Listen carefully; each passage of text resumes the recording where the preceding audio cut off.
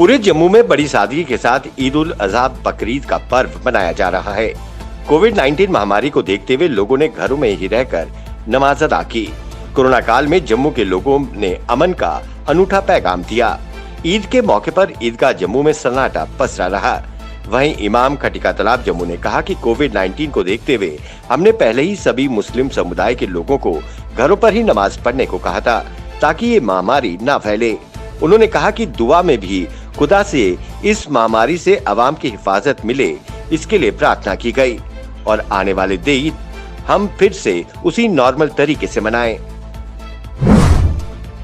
जम्मू कश्मीर के जिला कठुआ शहर के ऐतिहासिक मुखर्जी चौक से जल्द 110 फीट ऊंचे तिरंगे से नई पहचान मिलने जा रही है।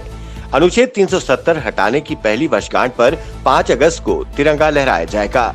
जिला कठुआ में अपनी तरह का ये सबसे बड़ा ऐसा ढांचा होगा जिस पर 24 फीट लंबा और 15 फीट चौड़ा तिरंगा शान से लहराएगा। इंटरनेशनल बॉर्डर से सटे गांवों को 4% आरक्षण के लिए बनाई गई सूची में कुछ गांवों के नाम न आने से नाराज जिला सांबा के मलानी और करवाल गांव के युवाओं ने विरोध प्रदर्शन किया और कहा कि नोटिफिकेशन में उनके गांव का नाम जल्द शामिल किया जाए। जम्मू के दोमाना के अकलपुर चौक पर एसडीपीओ दोमाना की देखरेख में एक सरप्राइज नाका लगाया गया, जहां चेकिंग के दौरान एक स्कूटी से भारी मात्रा में शराब की बोतलें जब्त की गयीं। स्कूटी सवार महिला और उसके साथी पुरुष को हिरासत में लेकर पूछताछ की जा रही है। कश्मीर घाटी में कोरोना वायरस बड़ी तेजी से फैल रहा है। इसका ज्यादा असर श्रीनगर में देखने को मिल रहा है। इसी को देखते हुए श्रीनगर में पूर्ण लॉकडाउन घोषित कर दिया गया है। डॉक्टर शाहिद इकबाल चौधरी ने विभिन्न विभागों को लॉकडाउन को सख्ती से लागू करने के दिशा निर्देश जारी कर दिए हैं। श्रीनगर में दोबारा एक हफ्ते का लॉकडाउन घोषित किया गया है, जो 1 अगस्त से लागू हो गया है। उल्लंघन करने वालों पर सख्त कानूनी कार्रवाई की जाएगी। जम्मू जिला प्रशासन की ओर से लगाए गए वीकेंड लॉकडाउन का शनिवार को शहर की सड़कों पर असर दिखा। ईद के बावजूद लॉकडाउन काफी प्रभावी ढंग से लागू रहा। जम्मू जिले के तमाम हिस्सों में गैर जरूरी सामान की दुकानें और यातायात सेवाएं बंद रहीं। सोमवार सुबह 6 बजे तक जारी रहने वाले इस लॉकडाउन में केवल दवाई, दूध, दही व फल सब्जी की दुकानों को ही खोलने की अनुमति है। पाकिस्तान ने एक बार फिर अपनी नापाक हरकत को दोहराते हुए जिला पुंछ में नियंत्रण रेखा से सटे तरकुंडी और बालाकोट सेक्टर में सीजफायर का उल्लंघन किया। पाकिस्तानी सैनिकों ने शुक्रवार शनिवार की मध्य रात्रि को भारतीय चौकियों को निशाना बनाते हुए मोर्टार दागना शुरू कर दिए।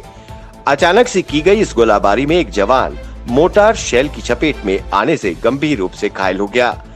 घायल जवान को तुरंत सैन्य अस्पताल में ले जाया गया, परंतु जख्मों की ताब न सहते हुए जवान ने इलाज के दौरान दम तोड़ दिया।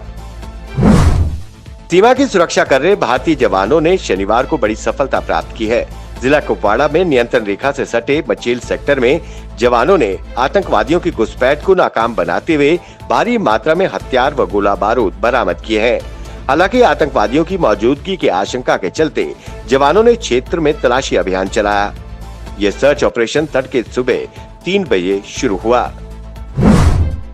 जम्मू विश्वविद्यालय के अधीन आने वाले जम्मू संभाग के 70 डिग्री कॉलेज में अंडर ग्रेजुएट के पहले सेमेस्टर की दाखिला प्रक्रिया 5 अगस्त से शुरू होने जा रही है। इसके लिए संबंधित कॉलेजों ने तैयारी कर ली है। आवेदन फॉर्म ऑनलाइन ही भरे जाएंगे, क्योंकि इस समय कोरोना से उपजे हालात के कारण कॉलेज बंद हैं। भाई बहन के स्नेह का प्रतीक रक्षाबंधन का त्योहार 3 अगस्त को मनाया जाएगा। शहर व गांव के बाजारों की दुकानों पर नई वैरायटियों की आकर्षक राखियां सज कर तैयार हो गई हैं। इस बार पवित्र रिश्ते को स्वदेशी राखियों से ही मजबूती प्रदान की जाएगी। बाजार में सजी दुकानों पर चीन की राखियां व अन्य आइटम इस बार नजर नहीं आ रही है। पूर्वी लद्दाख में भारत चीन सीमा पर तनाव के बाद से ही स्थानीय बाजार में चीनी सामान के बहिष्कार का मुद्दा गरमाया हुआ है। इसका अवसर अब रक्षाबंधन की खरीदारी में भी दिख रहा है। आंध्र प्रदेश के विशाखापट्टनम में एक बड़ा हादसा पेश आया है। यहाँ हिंदुस्तान शिपयार्ड लिमिटेड में एक क्रेन गिर गई। क्रेन की जद में आने से 11 लोगों की मौत हो गई।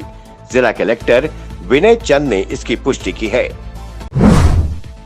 संयुक्त राष्ट्र बाल कोष यूनिसेफ ने एक रिपोर्ट में चौंकाने वाला खुलासा किया है। रिपोर्ट में कहा गया है कि दुनिया के लगभग 3/4 बच्चे सीसा, लेड धातु के जहर के साथ जीने को मजबूर हैं। इतनी बड़ी संख्या में बच्चों के सीसा धातु से प्रभावित होने की वजह एसिड बैटरियों के निस्तारण को लेकर बरती जाने वाली लापरवाही है। यूनिसेफ ने इसे तुरंत बंद करने की अपील की है। भारत सरकार ने विदेशी इलेक्ट्रॉनिक कंपनियों को लुभाने के लिए production linked incentive scheme PLI launch की है। इस योजना के तहत अभी तक 22 कंपनियों ने आकर मोबाइल प्रोडक्शन और पार्ट्स के उत्पादन करने के लिए आवेदन किया है। राजस्थान की राजनीति में उठापटक जारी है। सरकार ने अपने विधायकों को जयपुर से जैसलमेर में शिफ्ट कर दिया है। विधायकों की खरीद फरोख्त के डर की वजह से मुख्यमंत्री अशोक गहलोत ने अपने विधायकों को राजधानी से 570 किलोमीटर दूर सूर्यगढ़ होटल में पहुंचा दिया है। कोरोना संक्रमण को खत्म करने के लिए देश में बन रही वैक्सीन के ट्रायल का प्रथम चरण सफलतापूर्वक संपन्न हो गया है। इस फेज में कुल 370 वॉलंटियर्स को वैक्सीन देनी थी। यह आंकड़ा राष्ट्रीय स्तर पर डॉक्टरों ने हासिल कर लिया है। डॉक्टर्स इस उपलब्धि से खुश हैं। अभी तक किसी भी वॉलंटियर को कोई साइड इफेक्ट देखने को नहीं मिला है। इस सफलता के बाद वैक्सीन ट्रायल टीम दूसरे फेज की तैयारी में जुट गई है।